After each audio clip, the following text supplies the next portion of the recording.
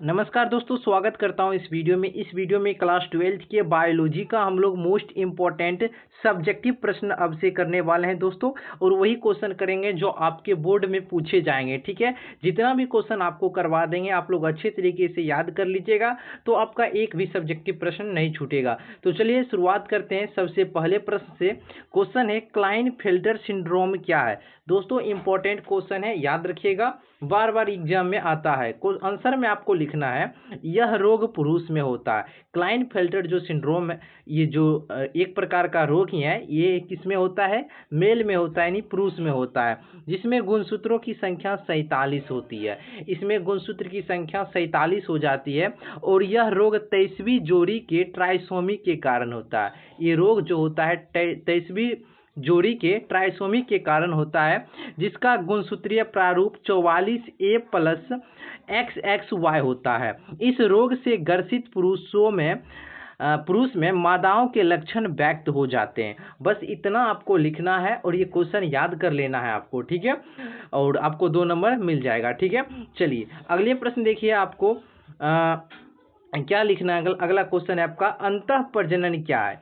अंतः प्रजनन क्या है? आपको शॉर्ट में आंसर ही हम आपको लिखे हैं, लिखना है आपको, एक ही नस्ल के पशुओं के बीच होने वाले प्रजनन को अंतः प्रजनन कहा जाता है।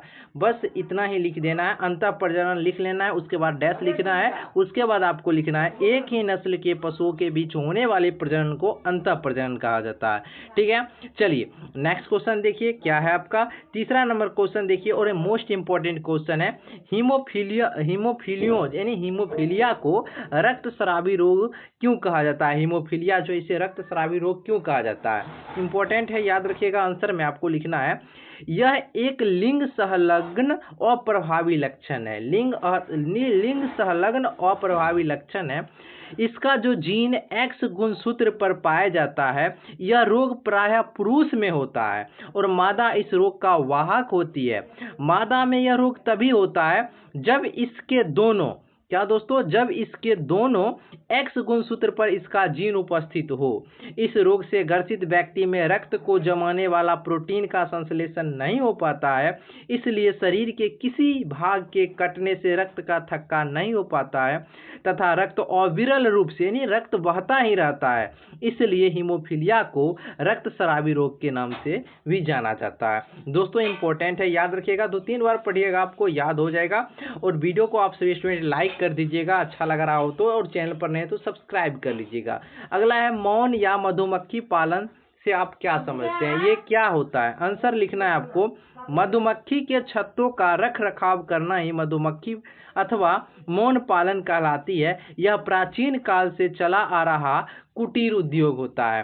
ठीक है साथियों, चलिए अगले क्वेश्चन की ओर हम लोग बढ़ते हैं। 6 नंबर क्वेश्चन आपको याद रखना है, कार्बनिक खेती से आप क्या समझते हैं? कार्बनिक खेती क्या होता है? देखिए, खेती की वैसी पद्धति जिसमें रासायनिक खाद का प्रयोग नहीं करके जैविक खाद का प्रयोग किया जाता हो, कार्बनिक खेती कहलाता है। बस दोस्तों इस 6 प्रश्न को आपको याद कर लेना है। ठीक है ना दोस्तों, और PDF लेना चाहते हैं तो आप सभी हमें संपर्क कीजिएगा, ये नंबर पर 99 39 73 54 और 42। ठीक है ना दोस्तों, इस नंबर पर व्हाट्सएप पर मैसेज कीजिएगा, आपको 50 रुपया में बायोलॉजी का ऑल PDF दिया जाएगा। ठीक है ना, ऑब्जेक्टिव प्लस सब्जेक्टिव, और उसी से आपके एग्जाम में क्वेश्चन लड़ेंगे। ठीक है, तो चलिए फिर मिलते हैं नए वीडियो में। वीडियो कैसा लगा है कमेंट करके बतलाइएगा। तो चलिए, वीडियो देखने के लिए बहुत बहुत धन्यवाद।